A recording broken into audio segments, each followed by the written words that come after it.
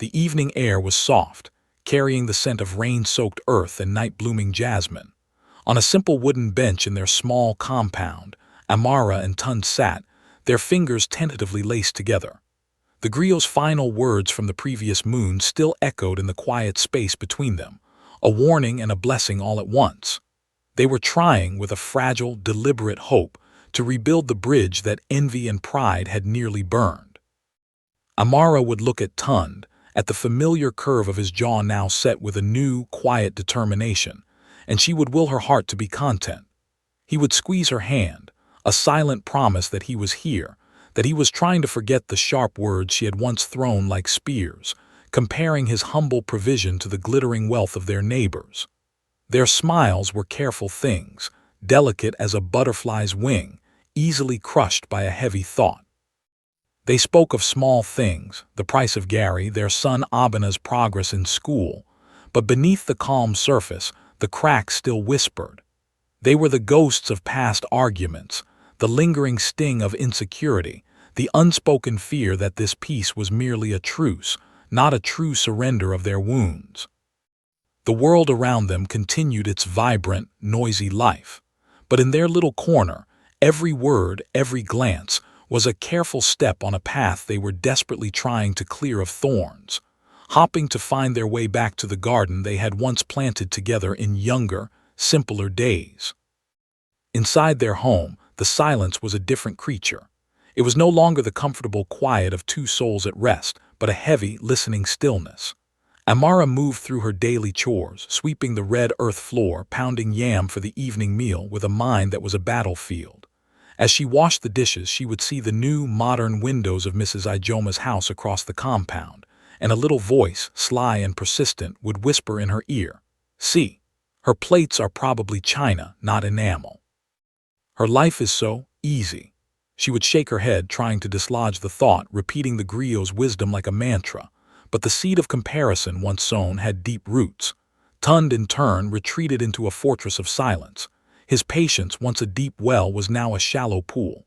He saw the distant look in Amara's eyes as she stared out the window, and he misinterpreted it as dissatisfaction with him. His own hurt festered in the quiet, his pride refusing to ask, "What is wrong, my wife?" For fear the answer would be another indictment of his failures. He ate his meals quickly, his gaze fixed on a crack in the wall, his shoulders tense.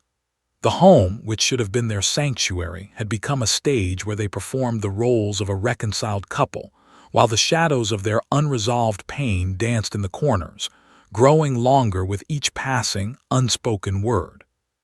A whirlwind of noise and glamour announced Mrs. Ijoma's return. A sleek, dust-covered SUV pulled into the compound, and she emerged like a queen returning to her domain, draped in vibrant, expensive-looking Ankara asterisk, her wrists jangling with gold bangles. For 2 weeks, the compound was treated to a daily spectacle of her adventures abroad. "Lagos is just another level, my dear," she would announce to anyone within earshot, her voice carrying easily into Amara's kitchen. "The parties, the shopping, my husband, he just spoils me. See this new phone, the latest." Amara tried to shut it out to focus on mending Abina's school uniform, but her fingers would still and she would listen, a bitter taste forming in her mouth. The old, familiar jealousy which she thought she had buried stirred like a sleeping serpent in her chest. It uncoiled, warmed by the fuel of Mrs. Ijoma's boasts. She looked at her own simple wrapper, at the fading paint on her walls, and felt a hot flush of shame. Tund, coming in from his mechanic shed, would see her standing there, frozen by the window, her face a mask of longing, and his heart would sink. It was the same look that had started their first war. He would drop his tools with a loud clatter, a sound of frustration he did not have the words to express, and retreat further into himself, building his walls higher, brick by silent brick. A welcome distraction came in the form of Blessing, her friend from the next village. Blessing arrived not with fanfare, but with a quiet weariness that spoke of her own hard-won battles. They sat in the shade of the mango tree, and as Amara subtly tried to steer the conversation toward Mrs. Ijoma's newfound luxuries, Blessing gently stopped her. "Amara, my sister," she said, her voice soft but firm, "let me tell you about the mansion I lost." She began to speak, not with bitterness but with a profound sadness of her own former marriage. She described the big house, the fancy cars, the expensive trips that looked perfect in photographs. But inside, she whispered, her eyes glistening, it was so cold. We slept in different rooms. We spoke only to argue about money. The silence in that big house was the loudest sound I have ever heard. She reached out and held Amara's hand. What I have now in my one-room apartment is more valuable than all that concrete and glass. I have peace. I sleep through the night. My child sees her mother smile, a real smile. Peace, Amara, is worth more than a mansion. Amara listened, and for a moment the truth of Blessing's words broke through the fog of her envy. She saw the genuine relief on her friend's face. But then her pride, that stubborn, ancient foe, rose up. But my situation is different, she thought, pulling her hand away slightly. Tund and I, we have love. We can have both love and a better life. Blessing just didn't try hard enough. She nodded and thanked Blessing, but the lesson, profound and true, could not find a home in a heart still barricaded by pride. The storm broke over something trivial, as they often do. Tund had promised, weeks ago, to use a small windfall to fix the leaking roof in their bedroom. The money, however, had been quietly used to settle a pressing debt he had been too ashamed to tell her about. That afternoon, a sudden, brief downpour sent a steady drip, drip, drip onto their bed, soaking the mattress. When Amara saw it, something in her snapped.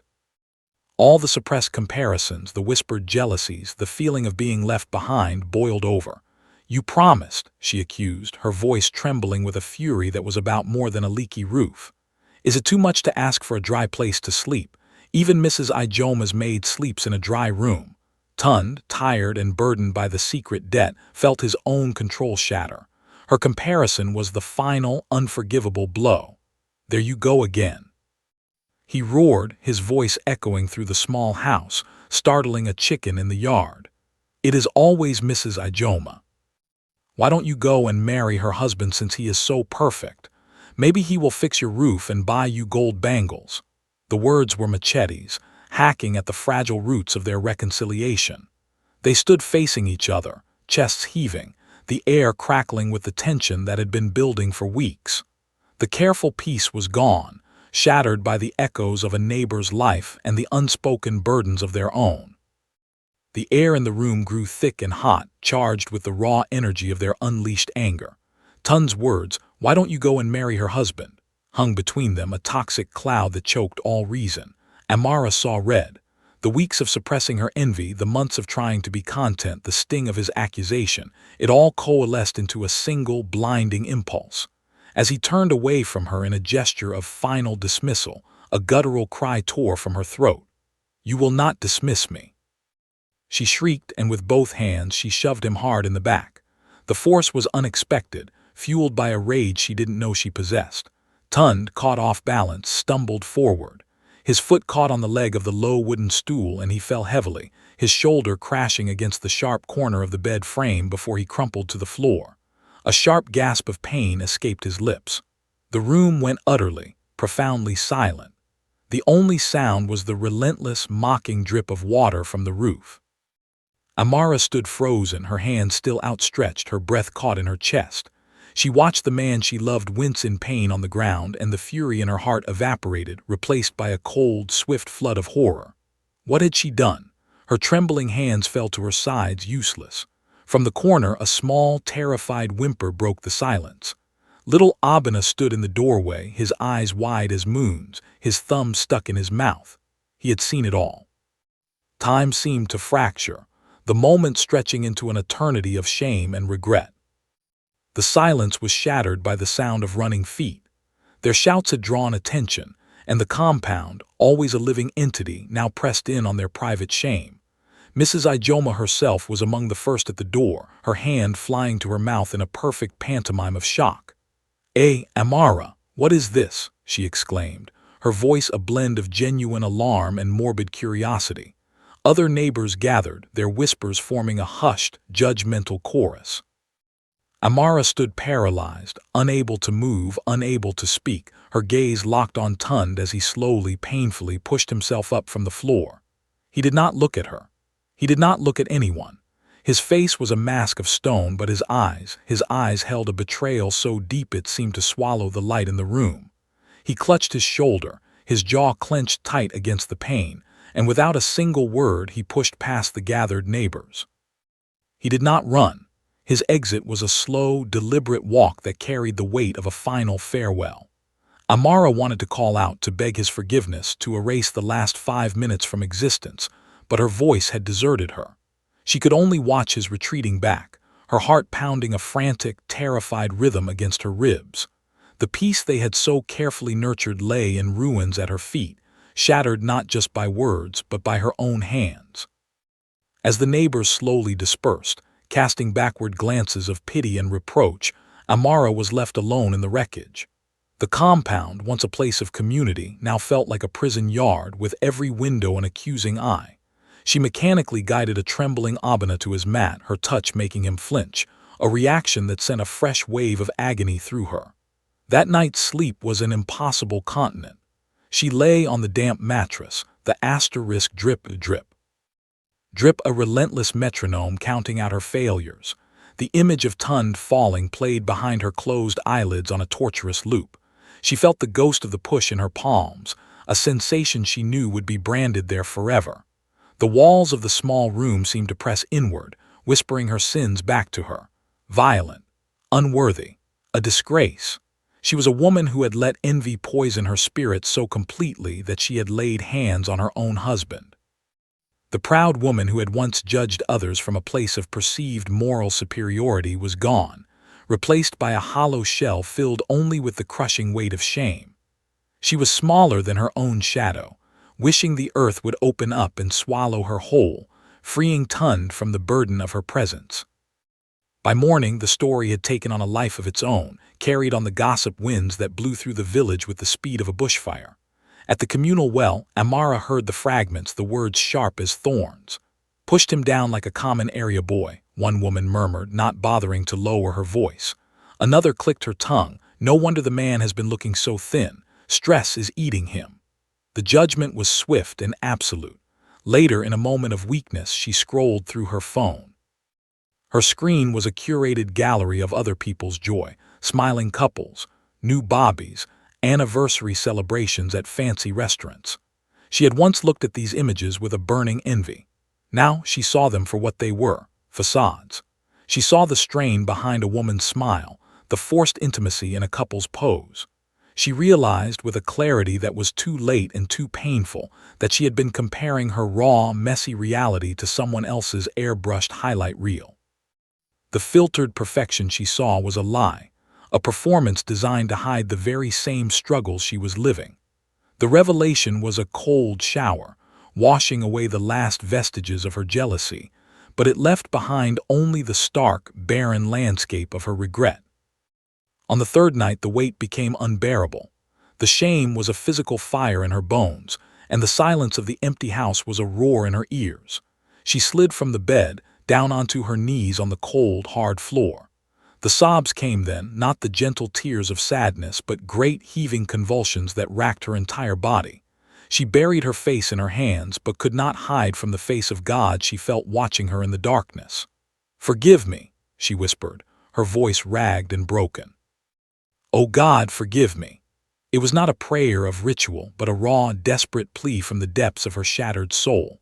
She begged for forgiveness from Tund, from Abana, but most importantly from herself, for allowing the poison of comparison to corrupt her heart, for letting her pride blind her to the good man who loved her, for becoming a woman she no longer recognized. In the absolute humility of that brokenness, as her tears pooled on the floor, a subtle shift occurred. The granite of her pride, which had resisted blessings, wisdom, and Tund's pain, finally began to soften. The griot's voice seemed to echo in the stillness of her spirit. When pride burns away, wisdom begins to grow. The fire of her shame was agonizing, but it was also purifying, clearing the ground for something new, something more honest to finally take root. The morning after her tearful prayer, Amara rose with a heavy heart, her eyes swollen and raw. She moved to Abana's mat, her spirit yearning for the simple, healing balm of her son's morning embrace. "Good morning, my prince," she whispered, her voice hoarse as she reached to stroke his hair. But Abena did not turn to her with his usual sleepy smile. Instead, he flinched away from her touch, curling into a tighter ball, his small back presented to her like a silent wall. Throughout the day, he followed her with his eyes, but when she tried to meet his gaze, he would look quickly away. He did not ask for his father. He did not ask for anything. His usual chatter, the endless stream of questions about birds and lizards in the big world, had ceased entirely. His silence was a language more eloquent and devastating than any shouted argument. Amara tried to coax him with his favorite meal of beans and fried plantain, but he only picked at it, his head bowed. In his large, confused eyes, she saw the reflection of her own rage, the terrifying image of her hands shoving his father. She realized with a sickening jolt that her anger had not just wounded her husband, it had shattered her child's fundamental understanding of love and safety. His world, once secure, was now a frightening place where the two people who were his sun and moon could turn on each other with violent force. Her sin had stolen his voice. Tund winced as his cousin, Chitty, applied a warm compress to his bruised shoulder. The physical pain was a dull, manageable throb, but the wound in his heart was a festering, open gash.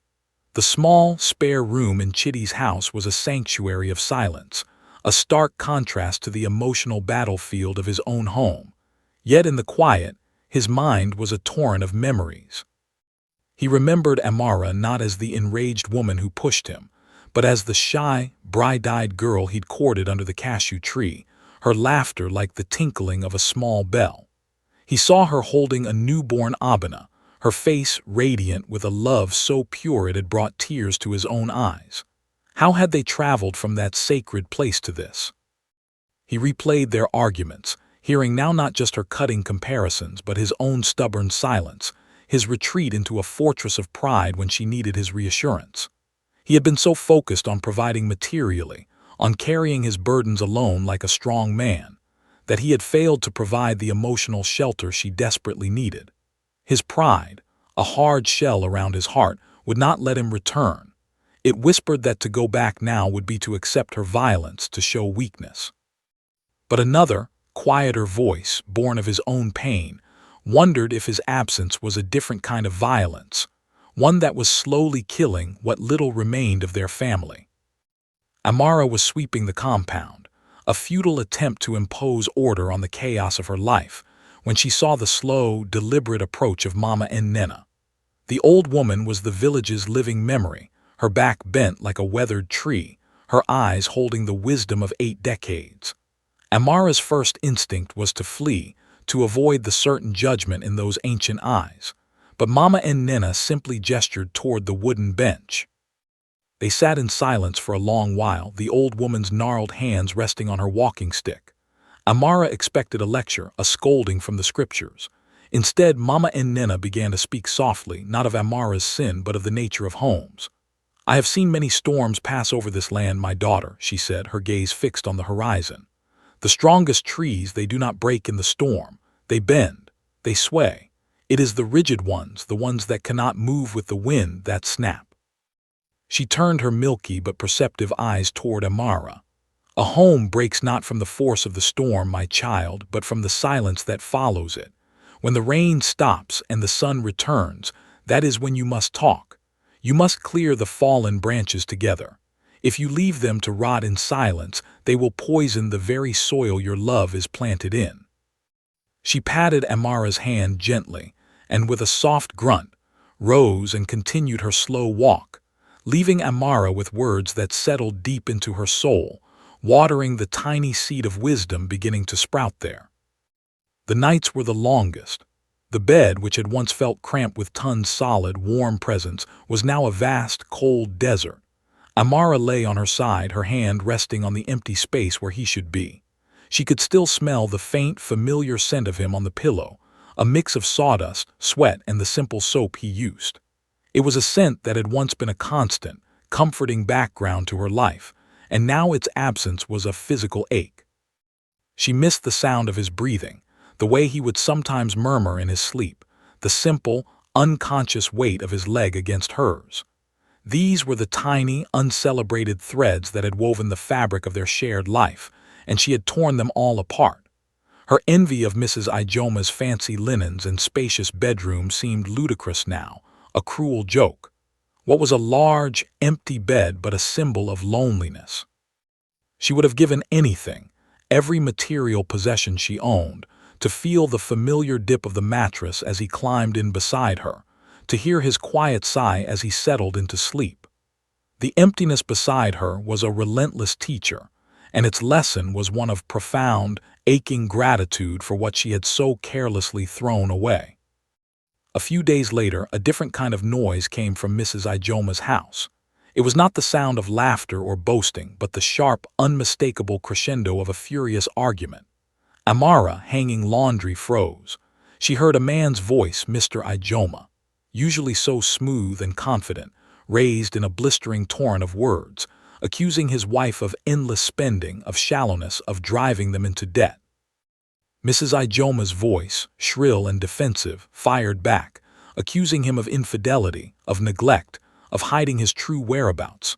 The veneer of perfection shattered into 1,000 ugly pieces right there in the open air. Amara stood, a wet shirt forgotten in her hands, listening to the raw, unfiltered misery behind the gold bangles and new phones. The revelation did not bring her satisfaction. It brought a wave of cold, clarifying shame. She had been comparing her life, with its genuine struggles and a man who, for all his faults, was honest and present, to a glittering stage play. The people she had envied were not living a better story. They were merely acting in a different kind of tragedy. The glamorous life she had coveted was a gilded cage, its bars forged from debt, mistrust, and performative happiness. The final vestige of her jealousy evaporated, leaving behind only a profound and humbling pity. The revelation of Mrs. Ijoma's crumbling marriage acted as a final catalyst. The last brick of Amara's pride dissolved into dust. She could no longer bear the weight of her silence, a burden heavier than the shame itself.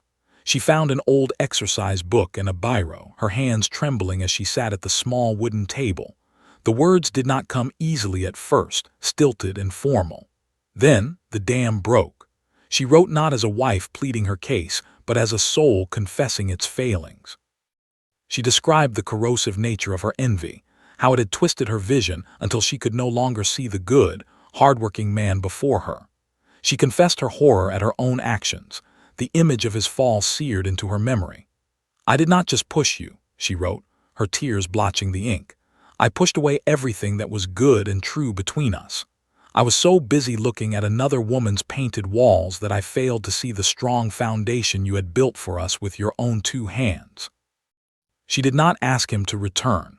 She only asked for his forgiveness and for the chance to one day earn back a fraction of his trust. She folded the letter, sealed it in an envelope, and entrusted it to Blessing, the one friend who would not judge. "Please give this to him," she whispered, her voice thick with a desperate hope. It felt like sending her own raw, beating heart out into the world, vulnerable to being accepted or crushed. Tun took the envelope from Blessing with a grunt of acknowledgement, his expression guarded. He waited until he was alone in the small back room, the evening shadows lengthening, before he dared to open it. He expected excuses, justifications, perhaps more blame. He was not prepared for the raw, unfiltered anguish that bled through Amara's words. As he read, his own carefully constructed wall of anger began to fissure. He saw her not as his attacker, but as a lost and suffering woman, drowning in a sea of her own making. Her description of their early days, of the dreams they had woven together under the cashew tree, struck a chord so deep it vibrated in his soul. When he read, "I failed to see the strong foundation you had built for us," a single, hot tear escaped, tracing a path through the dust on his cheek. It was not a tear of anger, but of a pain long buried, the pain of feeling unseen and unappreciated in his own home. For the first time he felt truly heard. Her confession did not instantly erase his hurt, but it planted a small, stubborn seed of empathy. The image of the envious shrew began to fade, replaced by the memory of the woman he had fallen in love with, a woman who was now lost, remorseful, and reaching for him from the depths of her regret. His heart, a frozen lake for days, experienced its first tentative thaw. Blessing brought Abena for a visit, a tactical move of gentle genius. The little boy, usually so reserved now, seemed to find a sliver of courage in his father's presence. He played quietly with a toy car Tund had whittled for him, the silence between them comfortable for the first time. As the visit drew to a close and Blessing prepared to leave, Abena climbed onto his father's lap. He looked up into Tund's face, his large, earnest eyes mirroring a confusion that no child should ever know. "Daddy," he asked, his voice small and tentative, "are you still angry with Mummy?" The question, uttered with such pure, uncomplicated love, did not feel like a manipulation. It felt like a key sliding into a lock deep within Tund's spirit. It pierced his heart more effectively than any sermon, any elder's advice, or any page of Amara's letter ever could. In his son's question, he heard the silent plea, "Make my world right again." He saw the direct line from his own stubborn pride to his son, fractured sense of security. He held Abena tight, inhaling the scent of his hair. "No, my son," he whispered, his voice rough with emotion. "Daddy is not angry. Daddy is just sad." It was the first time he had admitted his true feeling to anyone, even himself. The rains came, a steady gray drizzle that matched the mood of the day. Tund found himself walking the familiar path to his house, his heart a drum in his chest. He told himself he was only going to pick up more clothes to check on the leak he had never fixed, but he knew it was a lie. He pushed the gate open, the creak a sound from a past life. Amara was standing in the doorway as if she had been waiting, her frame silhouetted against the dim light of the house. She looked thinner, the vibrant energy she usually carried seemed subdued. Their eyes met across the short distance of the compound, a space that felt like a vast, unbridgeable chasm. No words were spoken. The drumming of the rain on the zinc roof filled the heavy silence. He saw the raw hope and profound fear in her eyes, and she saw the lingering pain and weary resignation in his. He walked towards her, not as a conquering hero returning home, but as a prodigal son returning to a place he was no longer sure was his. She stepped aside to let him enter, her movements hesitant. The air inside was thick with everything left unsaid, but the shouting was over. Only the quiet, exhausting truth of their situation remained. He did not go to the bedroom to pack. He simply sat in his usual chair at the table. Amara sat opposite him, her hands clasped tightly in her lap, as if praying they would not betray her by trembling. The storm of pride had passed, leaving behind a landscape of utter exhaustion. "I read your letter," he said, his voice low. That was all the invitation she needed, and so she began to speak. This time it was not an argument, it was a confession. She laid her soul bare, detailing the slow, insidious creep of envy, how it started as a harmless glance and grew into a monster that consumed her gratitude. She spoke of her feelings of inadequacy, not as an excuse but as an explanation. Tund listened, truly listened, without the need to defend or interrupt. And then he spoke his own truth. "I failed you too," he admitted, the words foreign on his tongue. "I let my pride silence me. When you were hurting, I built a wall instead of a bridge. I thought being a man meant carrying my burdens alone. I was wrong." For the first time, they were not on opposing sides of a war. They were two survivors on the same shattered battlefield, surveying the damage together, and in that shared, painful honesty, the first fragile thread of a new connection was spun. The confession hung in the air, not as a weapon, but as a shared burden, suddenly lighter for being carried by two. A profound exhaustion settled over them, the kind that follows a long and brutal journey. In the quiet that followed, Tund slowly reached across the table, his calloused palm facing upward. It was not a grand gesture, but a simple, vulnerable offering. Amara stared at his hand, the hand that had built their home, held their son, and that she had pushed away in fury. With a trembling breath, she placed her own in his. The contact was electric, a current of memory and pain and tentative hope. Tears welled in her eyes again, but they were different this time, not of despair, but of a heartbreaking relief. "I am so sorry, Tund," she whispered, her voice cracking. "I am so sorry." He tightened his grip, his thumb gently stroking her knuckles. "I know," he replied, his own voice thick, "and I am sorry for my silence." They sat like that for a long time as the rain softened to a gentle patter outside. No grand plans were made, no promises declared. The healing began not with a fanfare but with this quiet acknowledgement of mutual failure and this fragile physical reconnection. It was the first, cautious stitch in the torn fabric of their union, applied with the thread of shared sorrow and the needle of humility. The following Sunday, Amara walked into the women's fellowship meeting, her knees feeling weak. The usual chatter died down as she entered. All were aware of the scandal. When it was time for testimonies, she stood, her paper with notes crumpling in her damp hands. She did not look at the faces, but at the floor, gathering her courage. "Sisters," she began, her voice a fragile thread, "I have come to share my story. A story of how envy and pride nearly destroyed my home." A collective intake of breath whispered through the room. She spoke of the constant comparison, of looking at others' blessings, until she became blind to her own. She confessed the bitter arguments, the growing resentment, and finally, the shameful push.